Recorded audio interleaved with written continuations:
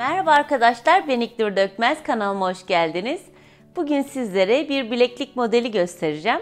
Hep birlikte yapım aşamasına geçebiliriz.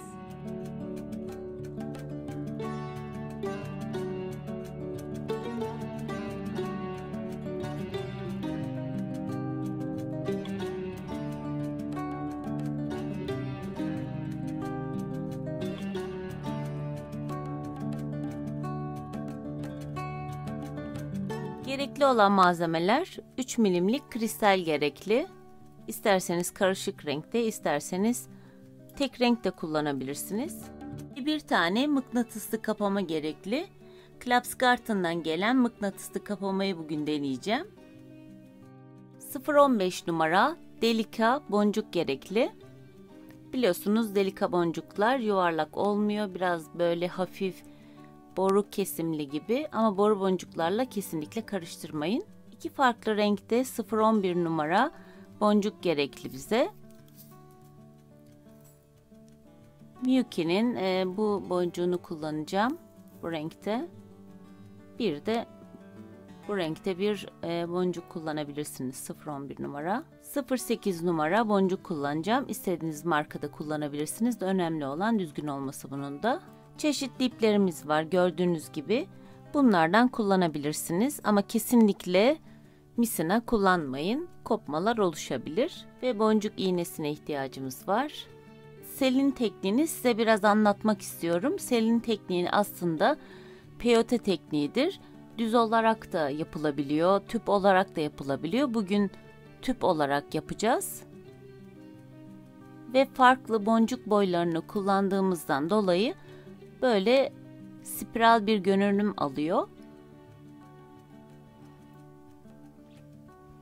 Burada da daha farklı boncuk kullandım. İsterseniz kolye, bileklik de yapabiliyorsunuz. İğneme 4 tane 0.15, 2 tane eflatun renkte 0.11, 2 tane gül kurusu 0.11, 2 tane 0.8, 2 tane kristal 3 milimlik, 2 tane 0.8 boncuk aldım. Aşağı kadar indiriyorum ve bağlamıyorum. İsterseniz bağlayabilirsiniz ama tercih etmiyorum bağlamanızı. En aşağıda 30 santim kadar bırakıyorum. Çünkü bu kilit yapımında bize lazım olacak. Bu şekilde içinden bir kere dolaşabilirsiniz.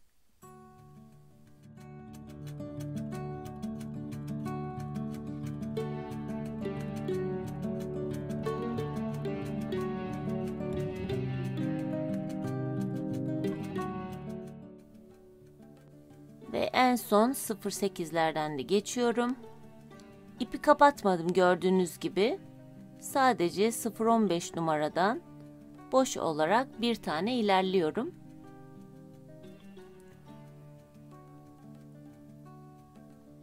Şimdi peyote tekniği yaptığımız için bir tane atlıyoruz ve diğerine batıyoruz. Yani 3. 0.15'e batacağız. Ve bir tane de 0.15 numara boncuk aldım aynı renkte. Bu boncuktan şu an birinci boncuktan çıkmıştık. İkinci boncuğu bırakıyoruz boş olarak. Ve 3. boncuktan gireceğiz.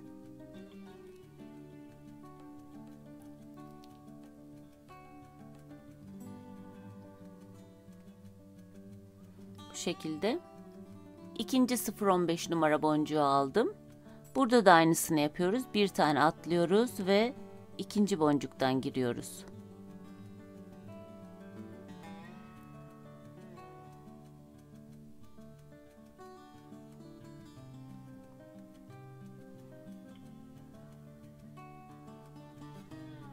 Burada nasıl anlayacağız hangi boncuğu alacağımızı?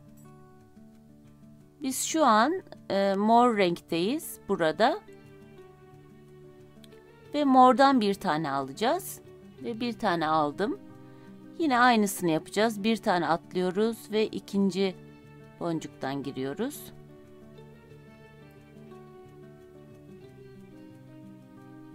Bir tane gül kurusu alıyorum. 0.11 numara. Bir tane atlıyorum ve 0.8'den giriyorum.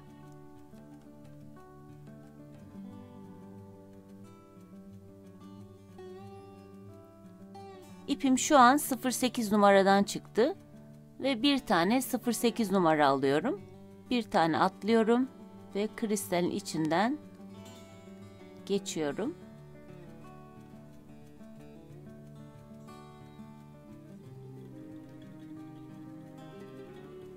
İpimiz şu an kristalde. O yüzden bir tane kristal alacağız. Yani 3 numara kristal alıyorum bir tane. Bir tane atlıyorum ve ikincisinden giriyorum.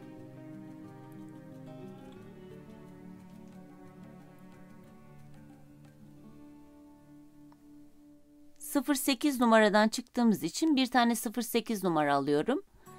Bu son boncuğumuz oluyor çünkü bu sırayı tamamlamış oluyoruz. Burada yapmamız gereken 2 tane boncuktan aynı anda geçeceğiz.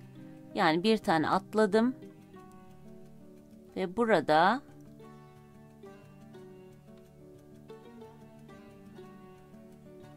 bu şekilde 2 tane aynı anda geçmemiz lazım. Çünkü diğer sıraya geçebilmek için. Her zaman diğer sıraya geçebilmek için 2 tane boncuktan bu şekilde geçmemiz lazım. Yoksa eğrilikler oluşabilir. Model düzgün olmaz.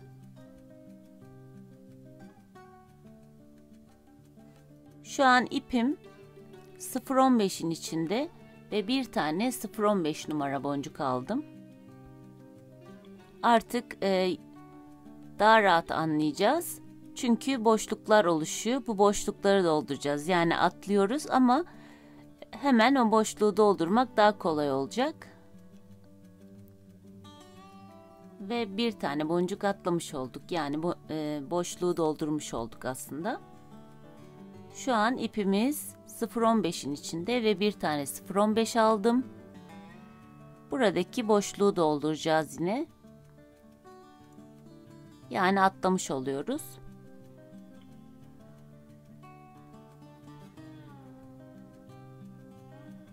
Burada mor renkten çıkmıştık. Bir tane 0,11 numara aldım. Ve hemen önümüzdeki çıkıntıdan giriyoruz. Yani boşluğu doldurmuş oluyoruz. Yavaş yavaş kapanıyor zaten, belli olacak.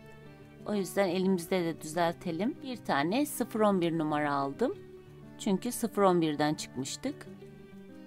Hemen bir tane boncuk atladık ve 0,8'den geçiyorum.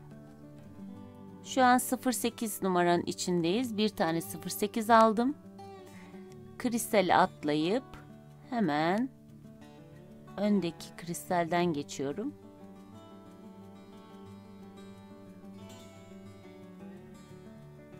Alt tarafla karıştırmayın sakın.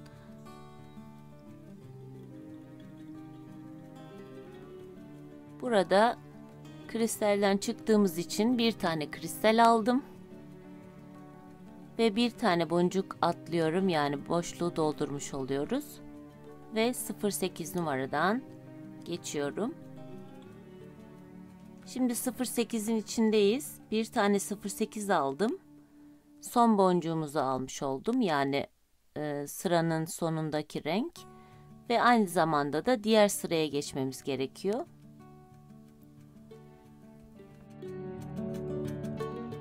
Yapmamız gereken 2 tane boncuktan aynı anda geçeceğiz. Her zaman karıştırmamak için burada 2 tane 0,15 numara var, çıkıntı olarak bakın.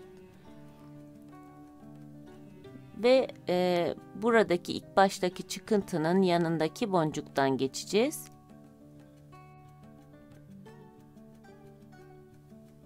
Ve hemen ilk çıkıntıdan da geçiyoruz. Yani şu alttakiyle aslında işimiz yok. Orayı biraz önce kullanmıştık zaten.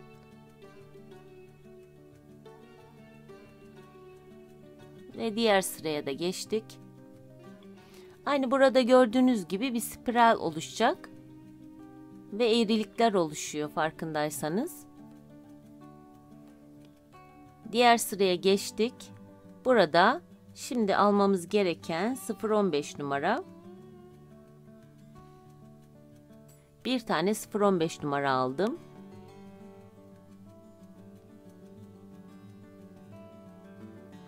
Ve hemen bu boşluğu dolduracağız. Yani atlamış oluyoruz bir tane boncuk.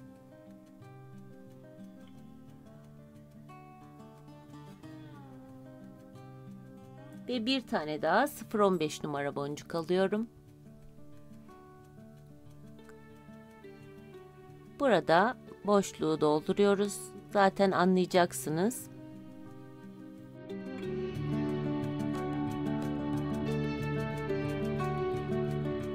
Bir tane koyu renkli 0,11 numara boncuktan aldım. Çünkü 0,11 numaradan çıkmıştık. Ve hemen buradaki boşluğu dolduracağım.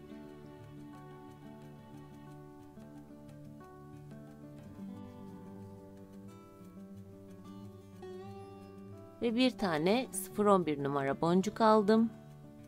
0,8'in içinden geçiyorum. Gördüğünüz gibi burada boşluğu doldurmuş oldum. Ve bir tane aldım.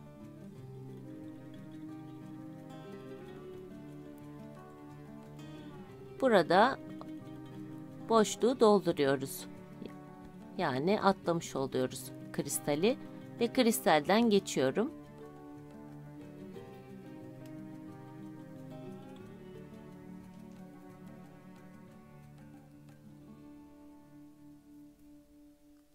Model yavaş yavaş ortaya çıkıyor. Yine farklı bir renk kullanıyorum. Bir tane aldım kristal. Ve burada otomatikman atlamış oluyoruz. Bir tane boşluğu dolduruyorum. Hemen öndeki 0,8 numara boncuktan geçiyorum.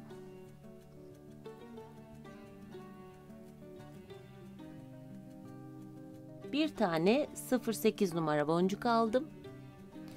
Burada diğer sıraya geçeceğimiz için 2 tane boncuktan aynı anda geçiyorum. Ve ipimizi şöyle yaptığımız zaman şuradaki hemen buradaki 2 boncuktan geçeceğim. Zaten atlayacak yer olmadığı için belli oluyor nereden gireceğimiz. Çünkü hep atlayarak gittiğimiz için burada öyle olmuyor en son sırada. Belli oluyor nereden gireceğiniz. 2 tane boncuktan geçtim. Bir tane 0,15 numara aldım. Burada dediğim gibi atlıyoruz burayı. Yani boşluğu dolduruyoruz. Ve hemen bu boncuktan giriyorum.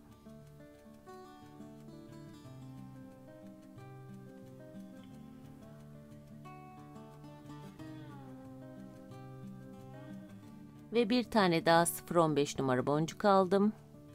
Şu an 0,15'in içindeyim. Ve bu boncuğu atlamış oluyorum. Çünkü direkt ona giremem.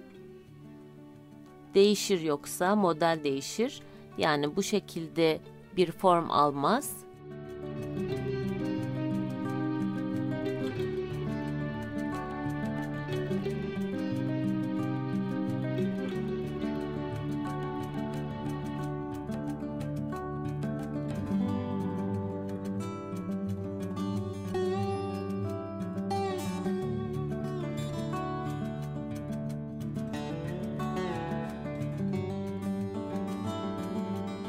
Şimdi 0,11 numara koyu renkli olanından aldım.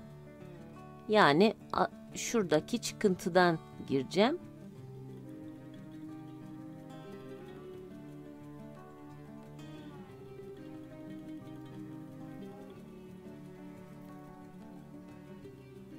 Ve bir tane açık renkli 0,11 numara boncuk alıyorum. Burada aşağıdayız. Ve bir tane öndeki boncuğu atlıyorum. Çünkü oraya direkt giremeyeceğimiz için 0,8 numaradan giriyorum. Ve boşluğu da doldurmuş oluyoruz. Aslında bu model çok kolay ve zevkli yapımı. Sadece sıraları karıştırmayacaksınız. Eliniz alıştıktan sonra aslında yaparsınız bunu. Bir tane 0,8 numara boncuk alıyorum. Nerede kaldığımızı da anlamak için baktığımız zaman burada 08'deyim. O yüzden 08 numara boncuk alıyorum. Ve bir tane kristal atladım. Hemen yukarıdaki kristalden geçiyorum.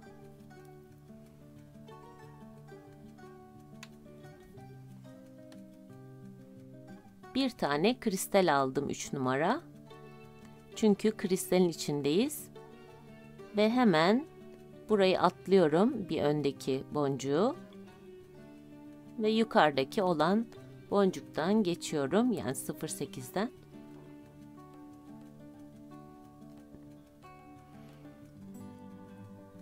Ve bu şekilde devam ediyoruz tekniğimizi yapmaya. Ben biraz yapacağım. Son kısmını da size göstereceğim. İpim bitmek üzere. Gördüğünüz gibi. Bitirmeden önce size göstermek istedim nasıl ip bitiriliyor. Düğüm atmayacağız kesinlikle. Nerede kaldığımızı unutmamak için bir kağıda da yazabilirsiniz. Bu kristaldeyim ya da istediğiniz boncuktan bitirebilirsiniz tabii ki. Ben bu büyük kristali tercih ettim bitirmek için. Şimdi bu kristaldeyim. Aslında devam etseydim tekrar başka bir kristal alıp devam edecektim. Şimdi devam etmiyorum, buradan aşağı doğru ineceğim. Kristalin hemen aşağısından devam ediyorum. Aradan bu şekilde ve buradan ileriye, geriye, sağa, sola ipi girdireceğim.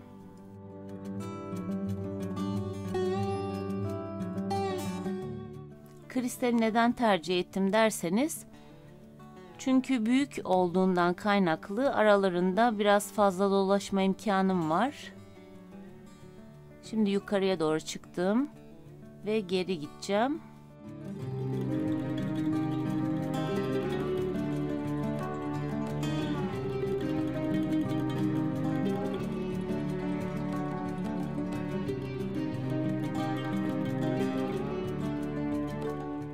Bu şekilde ipi de kesebiliriz. Kesinlikle çok sağlam oldu çünkü yukarı aşağı yukarı aşağı yaptık.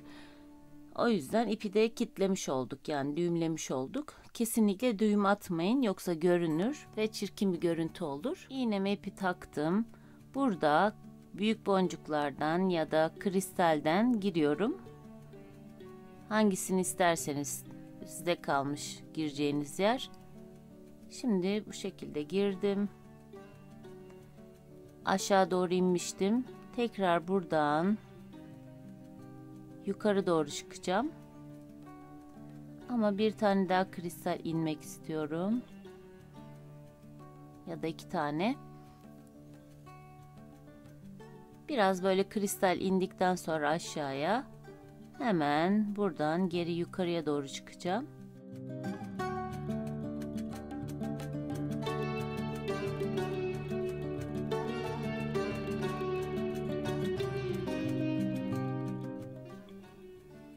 Bir kristal daha ilerlediğim zaman bitirdiğim noktaya geleceğim.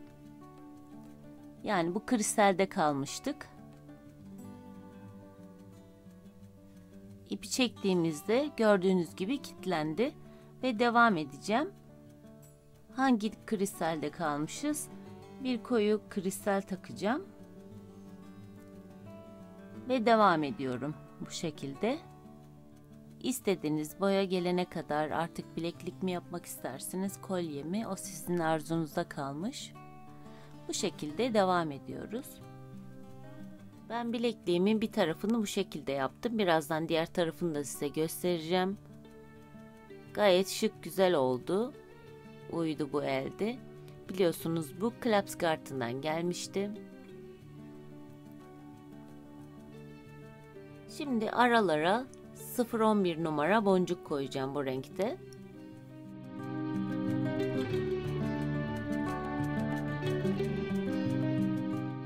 Aynı peyote'ye devam ediyoruz. Ama bu sefer sadece 011 ile yapıyorum. Tersten olduğu için burası biraz daha farklı görünebilir.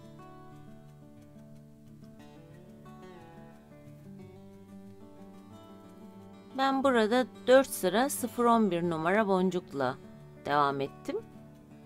İsterseniz şimdiden bu eli buraya monte edebilirsiniz. Ya da bu şekilde yaptıktan sonra da içinde dikebilirsiniz. Böyle biraz daha zor oluyor gibi.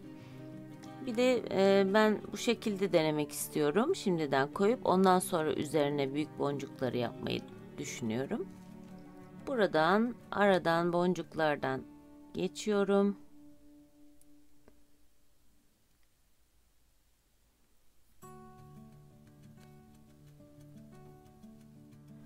Elleri birleştirdim çünkü daha rahat olur dikmem. Şöyle açıp bakıyorum, önce bir kontrol ediyorum. Bu şekilde buradan böyle aradan da girdirdim.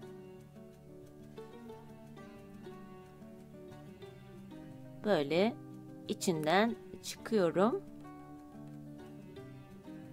Buradan şöyle gireceğim delikten. İlk önce tabii ki biraz zor ama sonra kolay olacak. Bu şekilde buraya monte etmeye çalışacağım.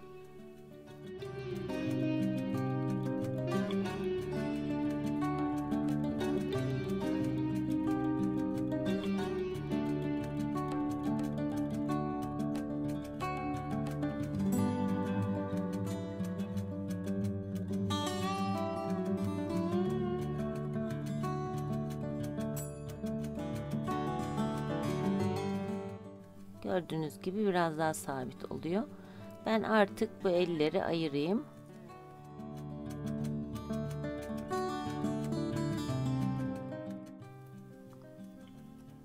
Boncuklar da altta kalmaması gerekiyor. Çünkü birazdan peyote yapacağım. Gösterdiğim gibi böyle buraya sabitlemeye çalışacağız. Boncukların arasından geçerek.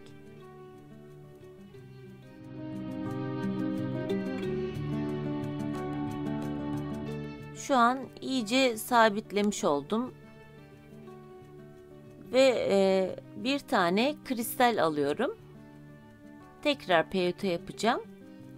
Yani fırfır kısmını oluşturacağım.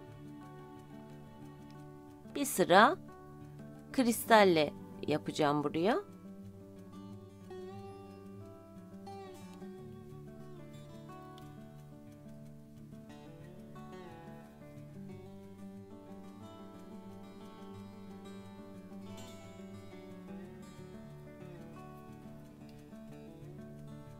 Evet, eli de diktim buraya. Burayı fırfır oluşturmadan bu eli dikersek daha kolay oluyor. Ve ipi aralardan dolaştırdım. Düğüm atmadım. Şimdi kesebilirim ipi de. Evet, bilekliğim de bitti. Gerçekten çok güzel oldu. Ve kapamaları çok beğendim. Claps kartına buradan çok teşekkür ediyorum. Çok güzel bir kapama gerçekten.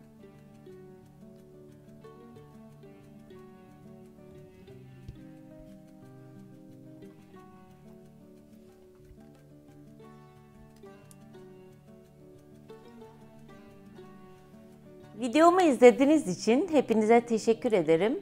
YouTube kanalıma abone olmayı unutmayın. Videolarımı beğenip paylaşabilirsiniz. Ayrıca videolarımdan anında haberdar olmak için zile basıp bildirimleri açmayı unutmayın. Bir dahaki videoda görüşmek üzere. Sevgiyle kalın, hoşça kalın.